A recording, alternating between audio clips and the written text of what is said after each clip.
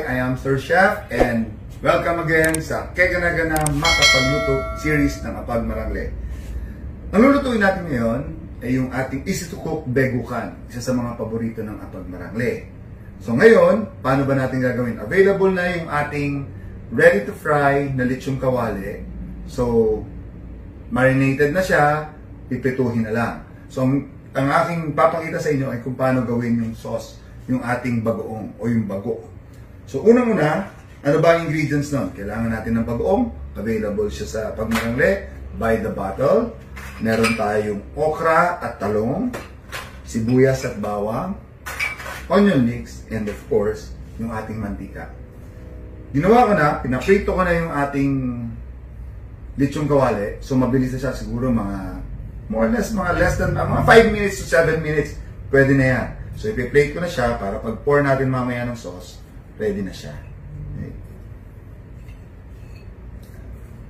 Plate na natin siya para pagbuhos natin ng bagoong, nakaayos na lahat. Sabi sa inyo, di ba? Ang goal natin dito, mabilis ang luto to eh. Kaya tayo kaya natin binibili sa Apag Marangle yung ating mga ingredients. Maganda na yung presentation, masarap pa, kumpleto na. Okay? So, eto. Unahin natin yung mantika. Kamainit yung mantika. Ako kasi gusto ko medyo mahina yung malakas kasi itong malakas itong lutuan na to. Okay. Unahin natin, magigisa tayo ng sibuyas at bawang.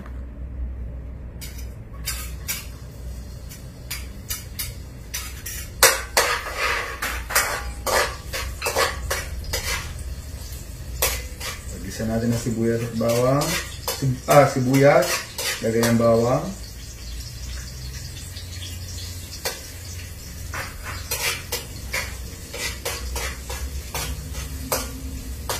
Gusto kasi isabay na yung talong at saka okra. Halos sabay. Hindi pa masyadong luto yung bawang. Pasabay ko na yung okra at talong.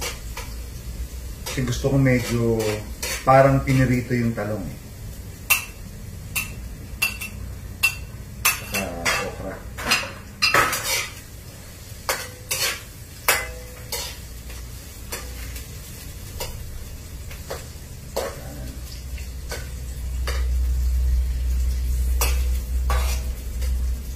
Gusto ko nararamdaman yung parang fried talong.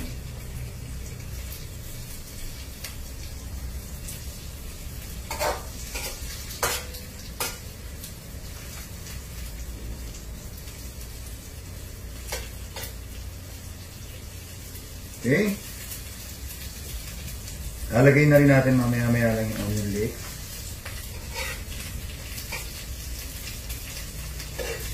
Kulayin lang natin ng konti yung ating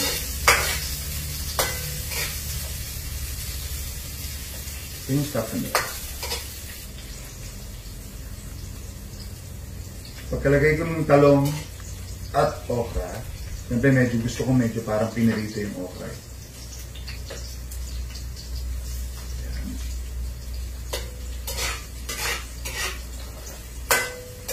Ready na yung bagoong. Hindi naman ganito karami ha. Nahanda lang natin yan. Pag medyo naprito na yung ating talong at saka okra, lalagay na natin yung ating bagoong. Mga 3 kutsara. Okay. Alam nyo, masarap yung bagoong namin kasi pag may mangga kayo, lalo na yung tag-summer, wow, sarap. Pwedeng-pwede siya. Pwedeng i-partner sa mangga. Ako, paborito ko sa mangga. Pinaka-paborito ko sa mangga. Indian made. Nakakaisang bote yata ako ng Apag Marangle. Okay. Habang hinihintay natin na medyo maghalo na yung bagoong sa ating mga gulay, lalagay na natin yung ating onion.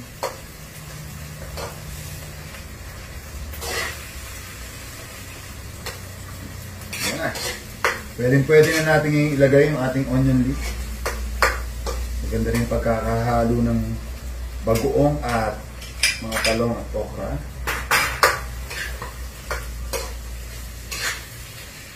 Sandali lang itong onion leeks. Again, dapat ang target natin mga 5 minutes of cooking lang. Para hindi mainit yung inyong mga anak. Siguro yung pagprito natin, mga 3 to 5 minutes. Itong sauce, ayos na. Since naka-ready na siya, ako kasi ang gagawin ko, hiwalay ko lang muna ng konti yung talong. O ilalagay ko pala ng maayos.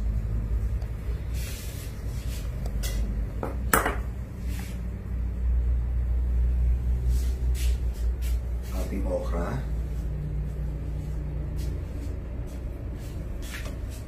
Talong. Yan. Sarap.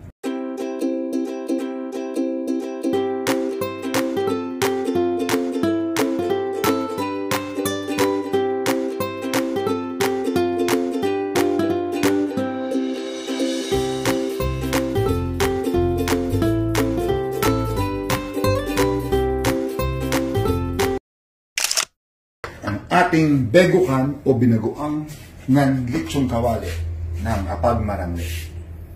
Thank you. See you next time.